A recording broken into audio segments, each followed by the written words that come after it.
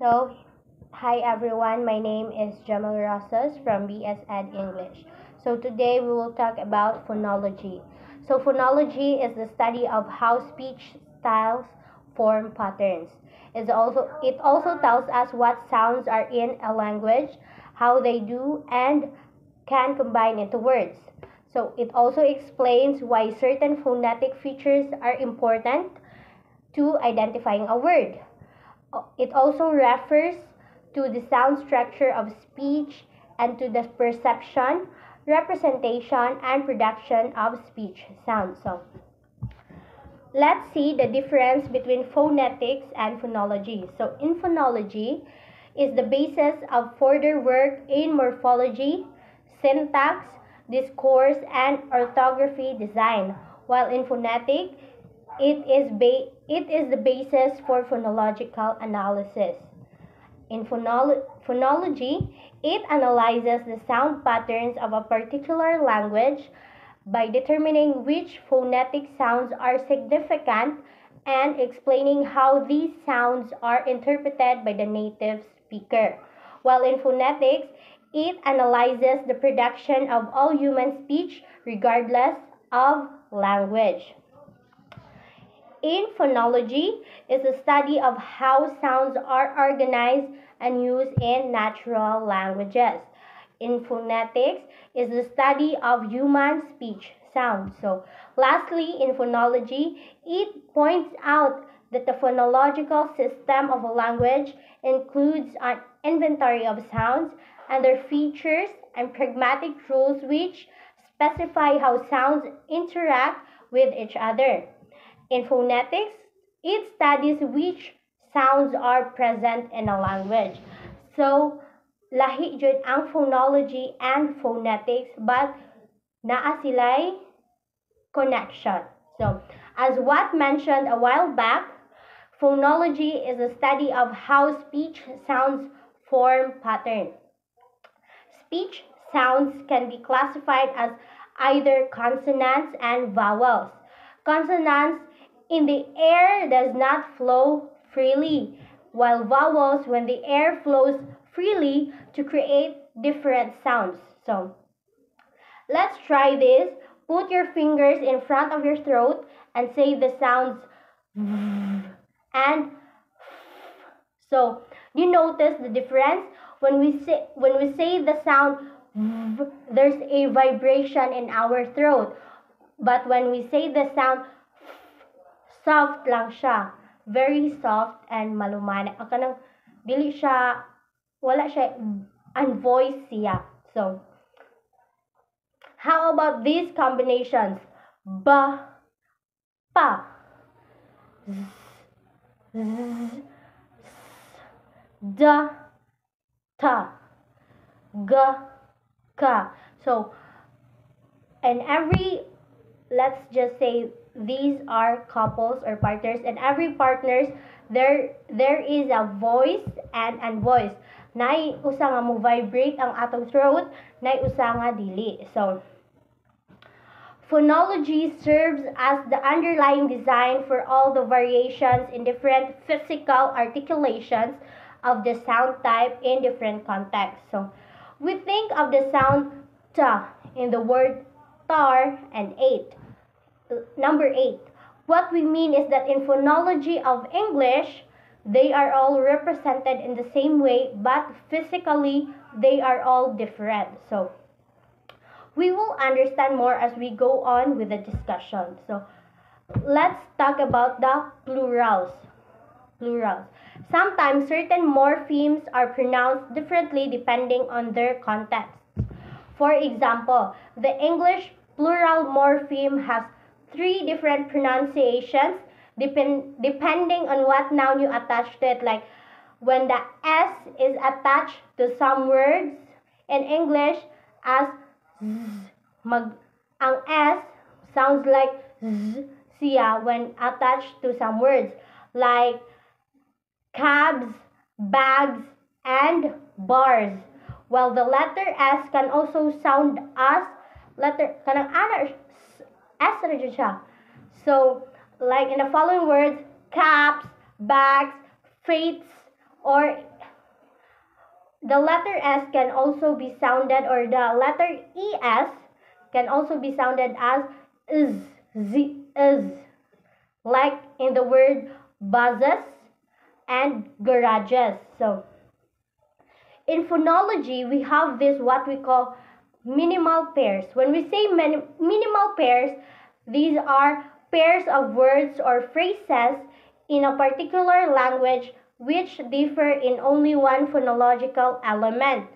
So, such as phone, phoneme, and have distinct meanings. Two phones, two separate phoneme. So they are used to demonstrate the two phones constitute two separate phonemes in the language. Two words with different meanings that are identical, exact for the sound that occurs in the same place in each word. So, whose numbers take different forms of the plural allomorph are particularly helpful for our purposes. So, for example, cab and cup. They differ only in their final sounds. So, since each word take a different allomorph, we can assume that the allomorph is selected based on the final sound of the noun. Therefore, cab and cap. Since we are looking only at the final sound of each noun, we can make the following summary by studying the allomorph environment. So, next to plural, let's talk about phoneme. In linguistics, a phoneme is the smallest unit in a language that is capable of conveying a distinct meaning, such as the S in sing and the ER or the in ring. What is considered to be the central concept of phonology is phonemes. So let's study this example. Kicked with ed, kicked. Although the two sounds K are not identical, the first K is pronounced with more aspiration than the second. They are heard as two instances of K. So, since phonemes are categorized rather than actual sounds, they are not tangible things. Instead, they are abstract. Theoretical types of groups that are only psychologically real. In other words, we cannot hear phonemes, but we assume they exist because of how the sounds and language pattern as they are used by speakers. So, the most important property of phoneme is that it contrasts with the other phonemes in the system, and hence we can only speak of the phoneme of some particular speech variety, a particular accent of a particular language. So, language differ in a number of phonemes.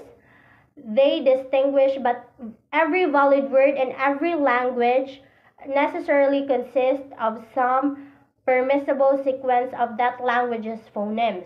So, phoneme is the smallest unit of sounds that distinguish one word from another in a particular language. A folding may have more than one variant called allophones. So, phonemes are based on spoken language and may be recorded with special symbols such as IPA or International Phonetic Alphabet. So, what is allophone? So, allophone is a phonetic variant of a phoneme. Like in the phoneme, we have the aspirated, unaspirated, and the flap or the flap R. So, these are all allophones. So, the aspirated with TH occurs at the beginning of a word or a stressed syllables, while the unaspirated occurs directly before or after the S. So the flap R occurs between a stressed vowel and an unstressed vowel. So, and as in these following words, thick. So, thick. So, ang thick, aspirated siya because nagkuan siya at the beginning of the word. Stick and aspirated because it's kuan sa before the letter S. bitter is the flap R because occurs between the stressed vowel and an unstressed vowel. So there are distinctive features of phonemes. Abu Garza in 2018 claimed in the study distinctive features of phonemes that phonology is concerned with sound relations and patterns. Features are commonly used in phonology than in phonetics. Thus, the term distinctive features. So, from Keen Rudman and Hyams in 2014 wrote that when a feature distinguishes one phoneme from another, it is a distinctive feature or equivalently a phonetic feature. According to Roman Jacobson proposed that there is one universal set of distinctive features for all languages which define classes of sounds relevant to phonology. All contrast must be stated in terms of these features. All restrictions on distribution must be stated in terms of these features. Distinctive features are the universal set of cognitive properties associated with the speech sounds that are used in language. They determine the contrast which may exist between speech sounds, account for the ways in which these sounds may change or alternate, and define the sets of sounds. So, the following table shows the major features. So, the first feature is the sonorant. So, the sonorant have spontaneous voicing. For example, vowels, approximants, and nasals. Next feature is non-sonorant, so also called obstruents. Spontaneous voicing not possible. They have both voice and non-voice elements. So for ang examples sa non-sonorant is plosive, fricatives, and affricates. So next feature is vocalic. In producing them, no obstruction at any point. So for example, vowels, semi-vowels, and the sound So next feature is non-vocalic. So there is obstruction in the production process. So sa vocalic, no obstruction at all. Sa non-vocalic, there is an obstruction. So ang example sa non-vocalic, nasal consonants and non-sonorants. Next feature is consonantal. There is obstruction at some point in the vocal tract. So examples of consonantal is as narrow as in fricatives and approximants. So next and lastly is non-consonantal. So no obstruction is possible in their production. So ang example basta no obstruction gani example jud ana niya vowels. So there are kaning akong gipangkuan sonorant, non-sonorant, vocalic, non-vocalic, consonantal, and non-consonantal are the major features. However, napa siya daghang nga features pero walang na-appeal kay major features lang ang i-appeal. So, naay features cavity, tongue, lip, secondary aperture, manner, and lastly, phonation. So, next, we're going to talk about distinctive features and definitions. So, sonorant. So, the first feature is sonorant. A normally voiced sound characterized by relatively free airflow through the vocal tract. Sonorants include vowels, semi-vowels, liquids, and nasals. The opposite of sonorants are obstruents or the non-sonorant, which constrict the flow of air more severely. So next is consonantal. Sounds characterized by a partial or complete obstruction of the flow of air through the speech organs. So consonantal stops affricates, fricatives, excluding the ha.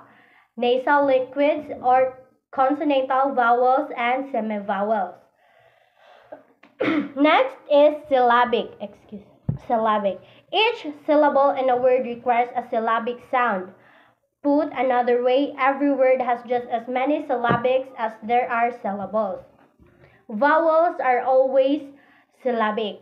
Nasals and liquids may or may not be, hence they are marked that way in the chart. And the other consonants are never syllabic. So next is continuant. The flow of air is continuance, is not blocked at any point in the articulation of the sound. They include all the sounds other than stops and affricates. Next is nasal. When the velum is relaxed, the air flows through nasal cavity to produce nasal sounds. English has 3 nasal consonants. Next is labial. Labial sounds are articulated by an obstruction at the lips. This does not include rounding, which also takes place at the lips. So, lastly is, oh no, not last, alveolar. Sounds formed by touching or nearly touching the tip of the tongue to the hard ridge immediately behind the upper teeth. So, ta, da, z, n, l, and Next is palatal. Sounds are produced by moving the front part of the tongue to or near the hard palate at the roof of the mouth. So, where the v indicates a hasik above the first letter. Next is velar. Sounds are produced by moving the back of the tongue to or near the velum or the soft palate. So, next is coronal. Sounds made by raising the front or blade of the tongue from the neutral position. So, interdentals, alveolars, and alveopalatals. Next is sibilant. As the name suggests, sibilant sounds produce a hissing effect by forcing the air through a narrow opening formed using the middle of the tongue. Next is anterior. Anterior sounds are produced by an obstruction in the front part of the oral cavity from the alveolar ridge forward. They include labials, interdentals, and alveolars, but not alveopalatals. Next is voiced. Voiced sounds are produced with vibrating vocal words. These include all sounds that are sonorant, and with exception of H, all obstruents come in voice and voiceless pairs. So voice katong mag-vibrate ang atoang throat. Next is back. A sound produced in vowels and semi-vowels with the tongue drawn back or retracted from a neutral position. Next is rounded. Sounds produced with a rounding of the lips to give a narrow opening. Rounded sounds include open O, closed O, tense U, lax U, and double U. Next is low. Low sounds are produced with the jaw slightly open to allow the body of the tongue to draw lower. American English has 3 low vowels. Note that vowels that are neither high or low are mid vowels, which are otherwise not categorized here. Next is tense. Tense sounds are produced with a contraction of muscles at the base of the tongue. In American English, the feature applies only to vowels that are not low. There are 4 vowels: I, E, U, U. Then, next, let's talk about the rules of phonology. There are 2 types of phonological rules. First is allophonic rules and morphemic rules. So, allophonic rules are concerned about what could be there in the aspiration of word initials. So, it includes and surrounding the word initial R. So, next is morphemic rules are concerned with the change when voicing z, z of the plural suffix is replaced by voicelessness, giving z in words like coats and socks. So, according to the traditional phonological series, phoneme is the minimal unit in the sound system of a language. That's according to Crystal of 1997. Phonological rules are the rules, whether written or spoken, that control how sounds change during vocal communication. Phonological rules describe how phonemes are realized as their allophones in a given environment.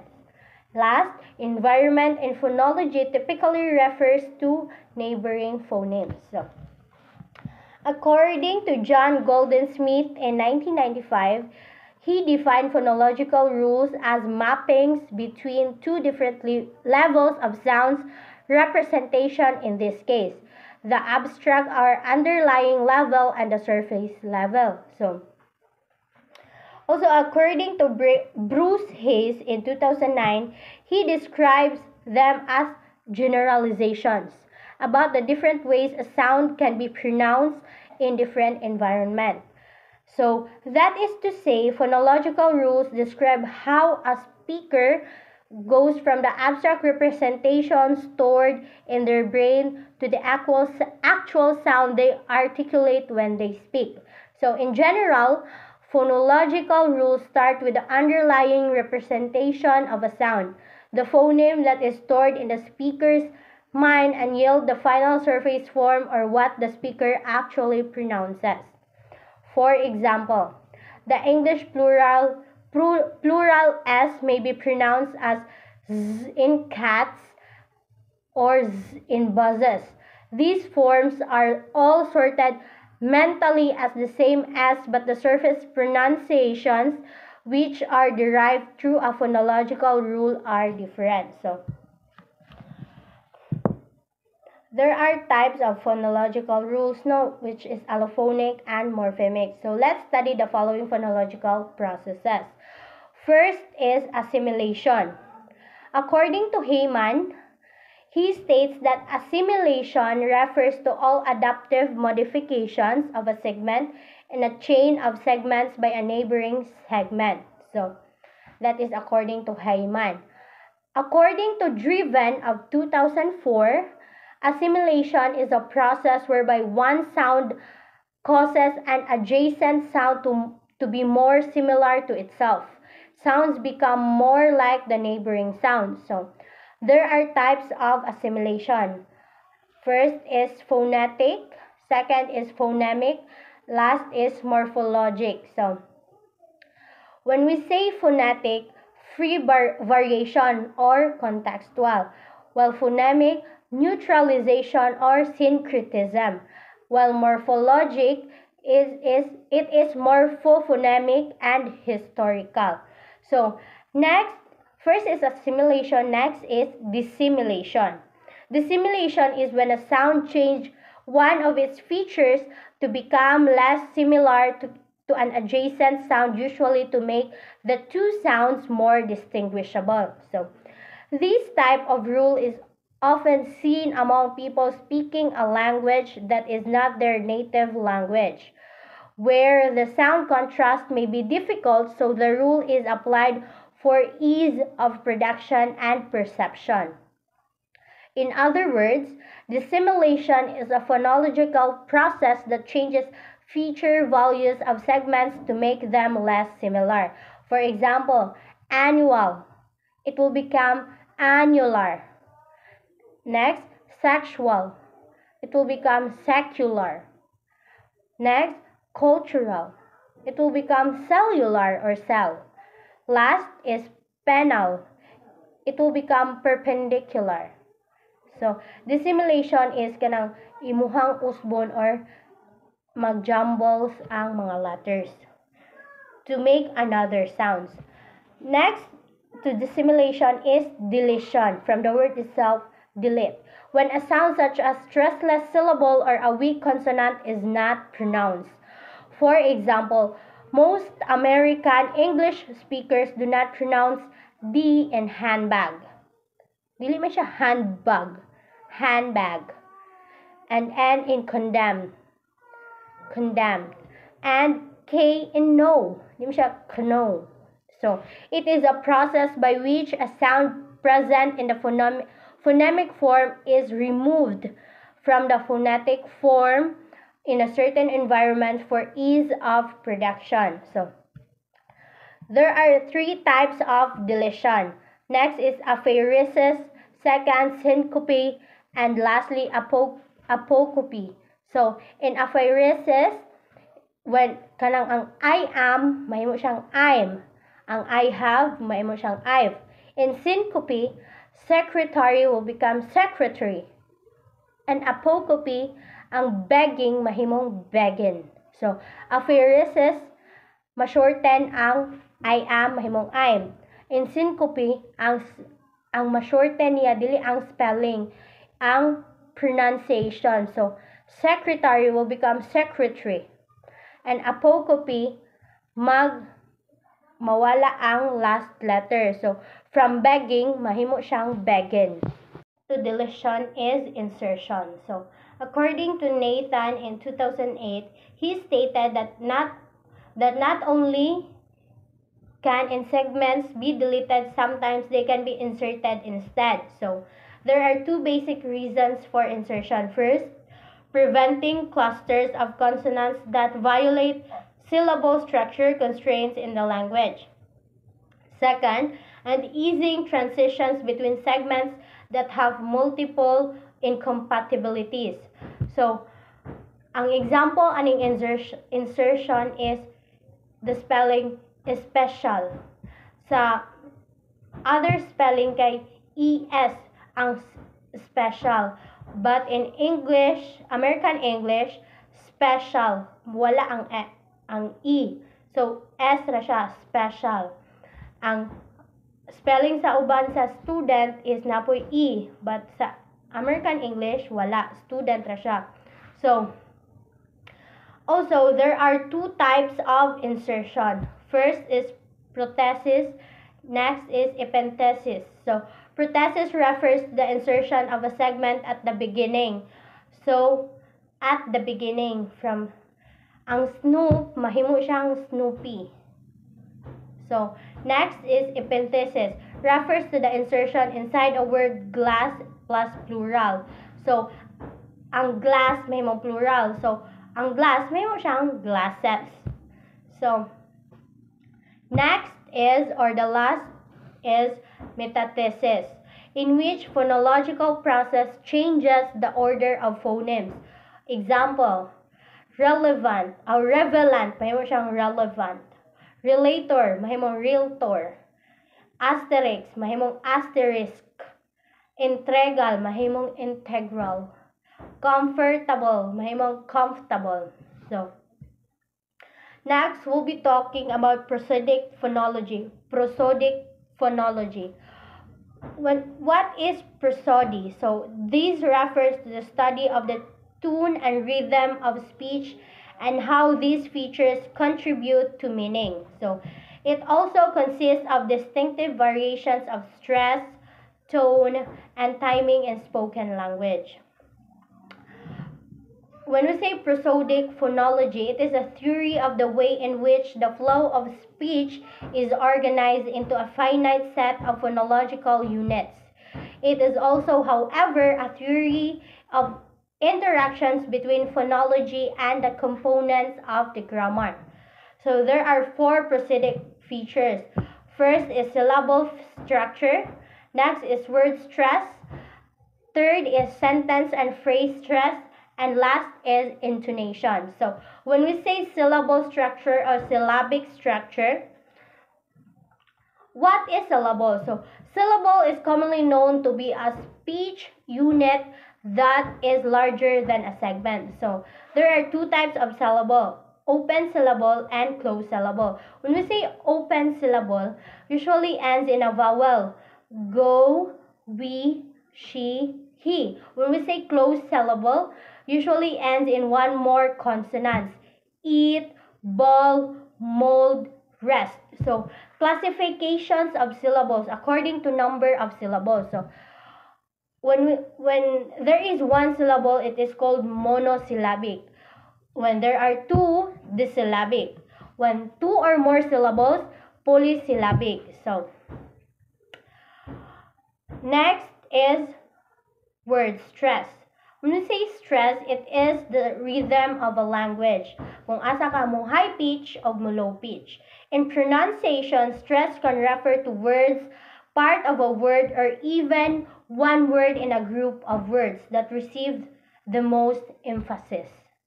So, when we say stress and sentence and phrase stress, related na ni sila. This is when asa ka maghatag og emphasis sa usa ka word. So next is and last is intonation. So what is intonation? In phonetics, intonation is the melodic pattern of the utterance. So it helps to recognize the language that you hear in the same way as the melody of a song helps you recognize the song that you are listening. It also conveys differences of expressive meanings like surprise, anger, and happiness. So there are two types of intonation. First is rising.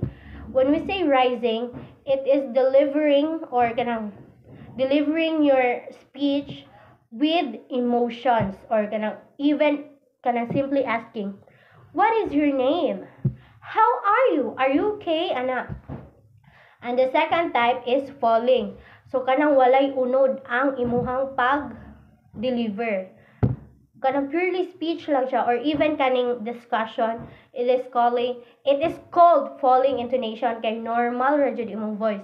There's no high pitch and low pitch. And I think that would be all for phonology.